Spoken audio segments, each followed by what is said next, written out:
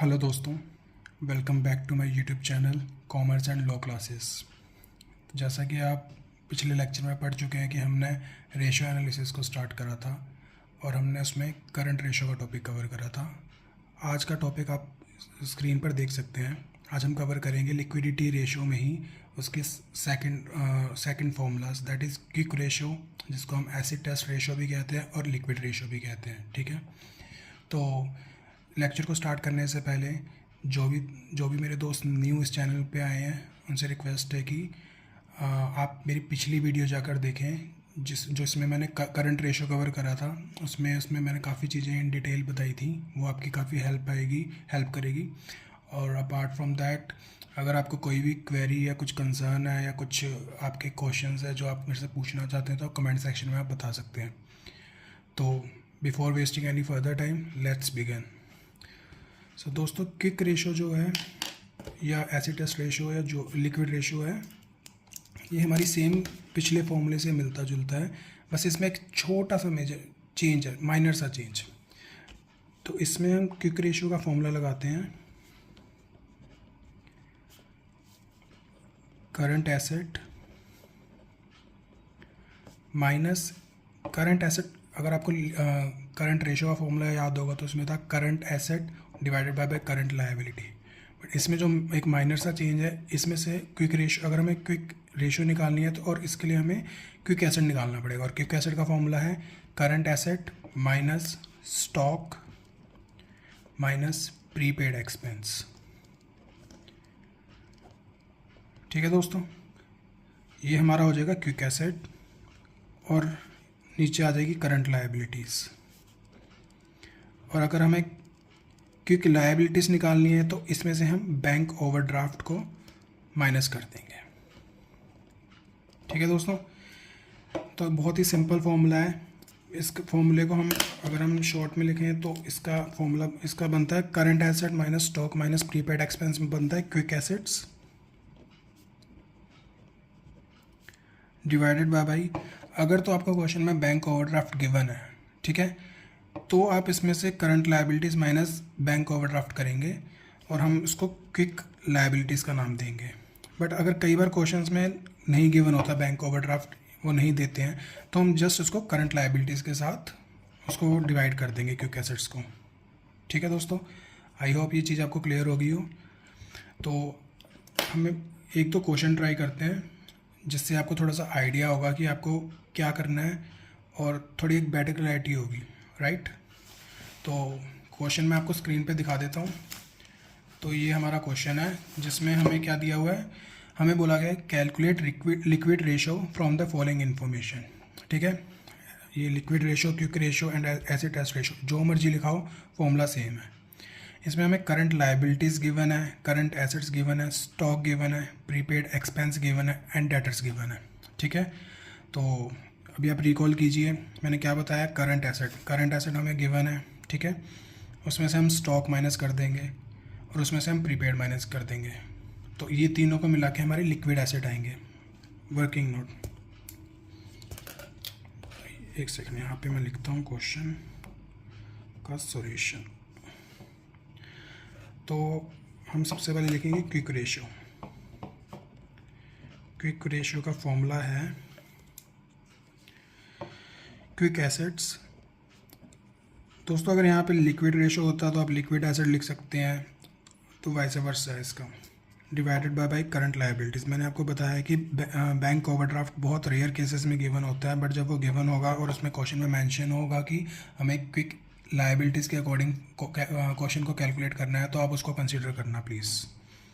तो हम यहाँ पे वर्किंग नोट बनाते हैं जिसमें हम सबसे पहले निकालेंगे क्विक एसेट्स। क्विक एसेट्स का फॉर्मूला मैंने आपको ऊपर यहाँ पे बता ही दिया है, current asset minus stock minus prepaid expense. तो यहाँ पे लिख लीजिए करंट एसेट्स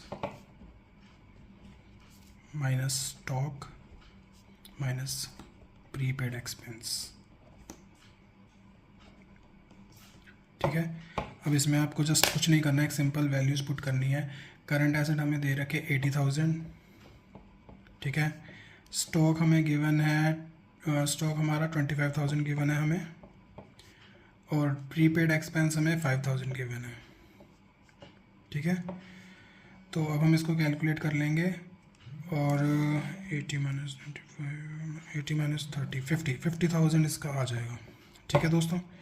उसके बाद हम सेकंड थिंग क्या, सेकंड तो हमारे पास करंट लायबिलिटीज़ ही है, क्योंकि इसमें बैंक ओवरड्राफ्ट तो गिवन नहीं है, तो हम जस्ट इसको वैल्यूज़ को पुट करेंगे, क्योंकि एसेट हमारा यहाँ से आ चुका है 50,000, करंट लायबिलिटीज़ हमें गिवन है 50,000, ठीक है दोस्तों। तो हमारा जो क्विक एसिड रेशियो का फॉर्मूला आया है वो आया 1/1। बहुत सिंपल है, कुछ इसमें कुछ ऐसा कॉम्प्लिकेटेड नहीं था, बस आपको इस फॉर्मूले को फॉलो करना है। जो पिछले लेक्चर में आपने पढ़ा था करंट रेशियो, उसमें था current asset divided by current liability, और जो क्विक रेशियो या लिक्विड रेशियो या एसिड टेस्ट रेशियो है, इसका फॉर्मूला है करंट एसेट्स में से स्टॉक और प्रीपेड को माइनस कर देंगे और करंट लायबिलिटी से डिवाइड कर देंगे। बट कई बार क्वेश्चन में वो कह देते हैं कि बैंक ओवरड्राफ्ट मेंशन होता है, या वो कहते हैं कि बैंक ओवरड्राफ्ट के थ्रू आप आंसर निकालिए, तो आप उसको माइनस करके क्विक लायबिलिटीज़ निकाल देंगे, ठीक है दोस्तों। तो ऐसे ही हम एक दो क्वेश्चन और ट्राई करते हैं। तो एक क्वेश्चन मैं आपके साथ शेयर करूंगा जिसमें जो थोड़ा इससे अलग है, जिसमें कुछ एक्स्ट्रा इन्फॉर्मेशन गिवन होती है। ये क्वेश्चन आपकी स्क्रीन पे दिख रहा होगा आपको। तो इसमें आप देखिए कि करंट रेशो गिवन है हमें, करंट रेशो है 3:2, ठीक है। और वर्किंग कैपिटल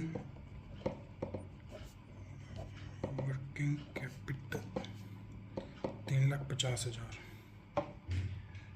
और इन्वेंट्रीज में है 1,00,000, ठीक है। तो करंट रेशियो का फॉर्मूला होता है current asset divided by current liabilities, right. तो हम इसको 3/2 कर देंगे, तो 1.5 रेशियो 1 आ जाएगा। दैट मीन्स 1.5 जो हमारा वो होगा करंट एसेट और 1 होगा हमारी करंट लायबिलिटीज़, ठीक है। तो अब हम इसको, हमें वर्किंग कैपिटल गिवन है, और वर्किंग कैपिटल का फॉर्मूला मैंने आपको पिछले लेक्चर में भी बताया है, current asset minus current liability होता है। ये गाइस याद रखो, ये फॉर्मूला बहुत इंपॉर्टेंट है वर्किंग कैपिटल। ये आपको ऑल ओवर जब भी आप किसी अकाउंटिंग फील्ड में जाओगे या कॉमर्स रिलेटेड फील्ड में जाओगे तो ये बहुत ज़रूरी है, ठीक है दोस्तों। तो अब आप देख सकते हो 1.5 हमारा करंट एसेट है और 1 हमारी करंट लायबिलिटी है। तो हम ये 1 को let current liabilities be x, इसको हम एक्स मान लेंगे। तो हमारा करंट एसेट कितना हो जाएगा, करंट एसेट हमारा हो जाएगा 1.5x, ठीक है। क्योंकि हमें दिख रहा है कि अगर हमारा सपोज हमारा ये 1 है तो ये 1.5 है। सिमिलरली अगर हम इसको x लेंगे तो इसके साथ मल्टीप्लाई होगा 1.5x हो जाएगा, ठीक है। तो अब हम आगे चलते हैं। अब हमें कुछ नहीं करना, अब हमें वर्किंग कैपिटल का फॉर्मूला पता है, तो हम इसको वर्किंग कैपिटल यहाँ पे मेंशन कर देते हैं, वर्किंग कैपिटल। इसमें हम कर देंगे current asset minus current liability, ठीक है। तो अब हम इसको नेक्स्ट पेज पे करते हैं सॉल्व। तो हमारा वर्किंग कैपिटल हमें जो गिवन है वो है 3,50,000, ठीक है। करंट एसेट हमारा 1.5x माइनस करंट लायबिलिटीज़, ठीक है। तो ये आ जाएगा 3,50,000 0.5x। तो x जो हमारा आ जाएगा वो आ जाएगा हमारा 10 लाख